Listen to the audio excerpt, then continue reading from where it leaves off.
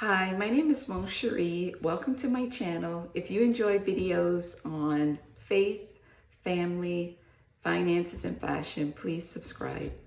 So today I'd like to talk to you about 5 things that you can do to level up your special needs child, or really any child in this case. So tip number 1 is to first love yourself and your child unconditionally. And that is really looking inward, exactly where you are right now, where your child is right now is perfect.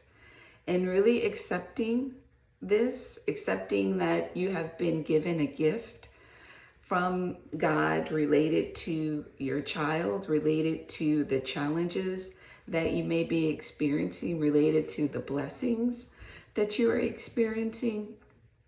And that all of these things are here so that we can experience life, that we can grow as people, that we can develop compassion and empathy.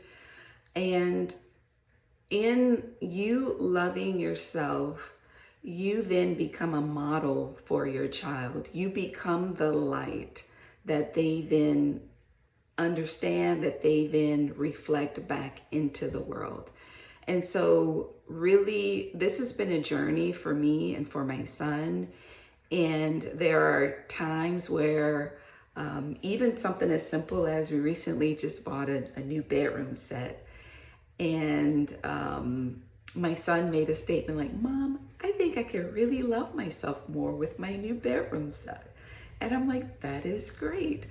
And so the more that we can accept and embrace and love ourselves, the more that that is modeled, the more that we do that for our children and we instill that quality, regardless of what they accomplish, of who they become.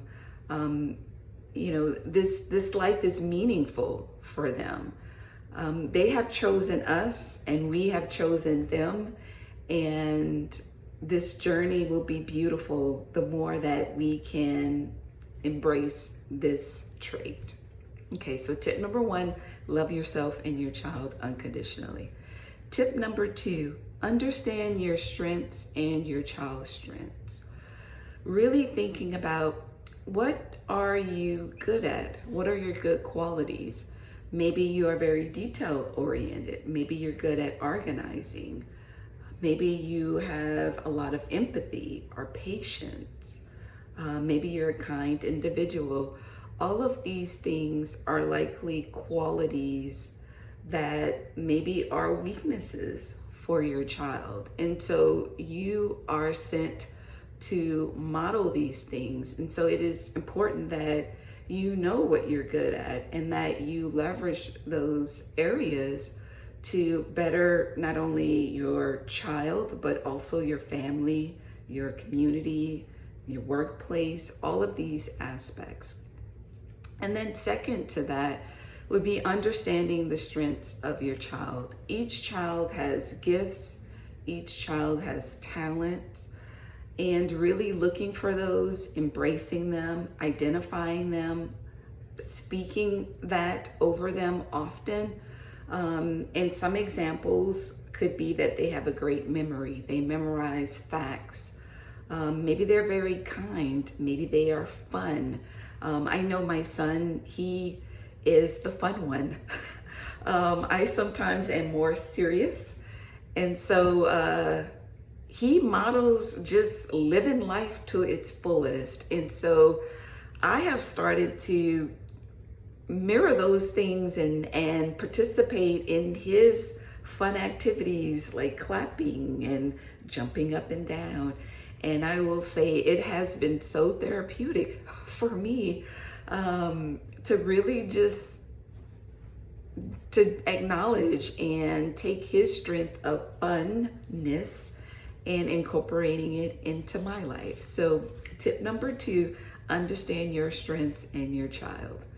Tip number 3 is to be creative, to ask God for ideas, ask God for outside of the box thinking so that maybe you can teach a concept or share something related to your child and help them better understand. I know that when in the beginning we did not have insurance coverage for ABA therapy, and so I worked to develop an entire curriculum for my son that we leveraged over 3 years that creatively taught him various communication and language development concepts. And so something as simple as we were working on positional words, so in front of, beside, behind. And I remember we took out a chair before daycare and we would have him mark these different positions, or we would use toys and say, okay, can you put Barney behind you? Can you put Barney beside of you? Even now when we're learning vocabulary words or different concepts, I have a trampoline and I will have him bounce on it so that he can learn these vocabulary words and incorporate movement. So really thinking outside of the box, being creative, this goes a long way. And keep track of these things because, you know, the teachers at schools will often ask, like, what are you doing to maybe help with this or to help with that? And if you have a list of, like, these are things that we do at home and it really works, those could be very helpful for the teachers or the therapists that they're working with. The fourth tip is to really embrace the journey that you're on and be more in the moment. I know that as, you know, a parent, special needs child, it could be very tough to be present.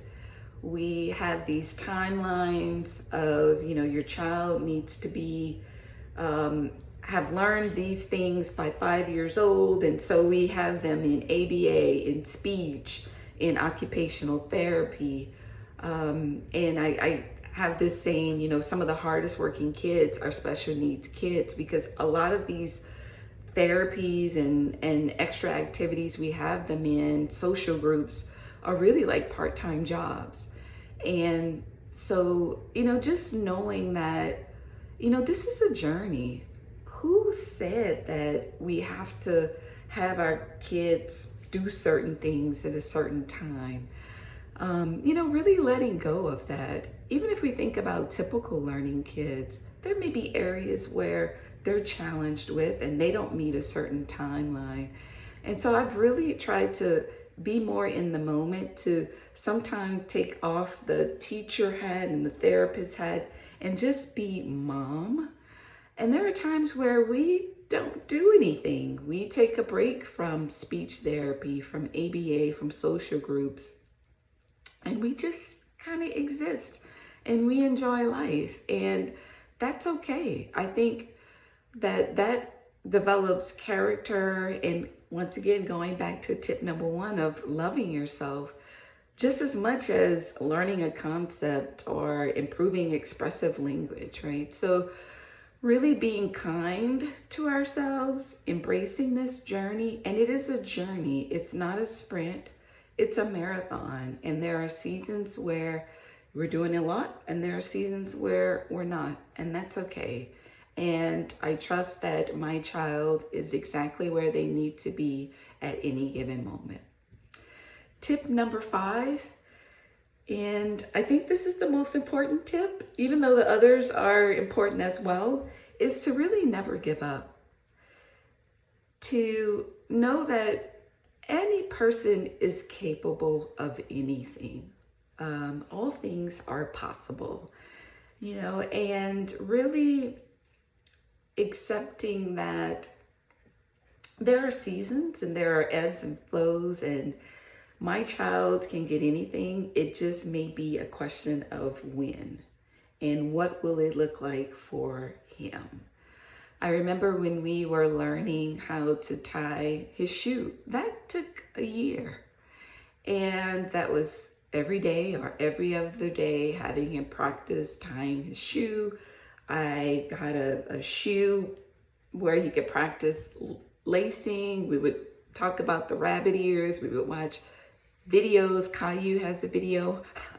You know, a lot of the different cartoons have videos. And one day he got it.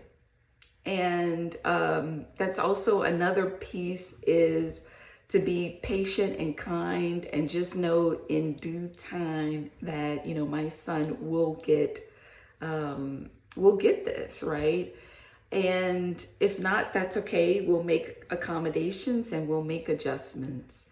And so really, you know, being kind to ourselves, being kind to our kids, never giving up, being their best advocate, knowing when to push, knowing when to let things go, and really just understanding that they are in our lives for a reason, that this is a growth journey, not only for our child, but for ourselves as well. I will tell you that I have grown more in these 14 years of being a mother to an autistic child, and just understanding and seeing the world full of compassion, full of grace. I look for treasure in each and every person. I have let go of certain things, of this constant striving and understanding the main thing in life, and, you know, accepting that, you know, my son will have challenges, and there's a part that I will have to hand off to him and say, okay, this is going to be your journey. These are things that I can share with you, but it's going to be okay. And if maybe you never get to this certain aspect of life, that's okay as well. But you are perfectly designed by God, and there is a reason, and that you've chosen, you know, me and his father and all of our family. You've chosen this community that we're in, and that we all have areas and ways to grow. And so I hope that you've enjoyed this video, and I look forward to continuing to provide more videos on journey of life. So thank you so much.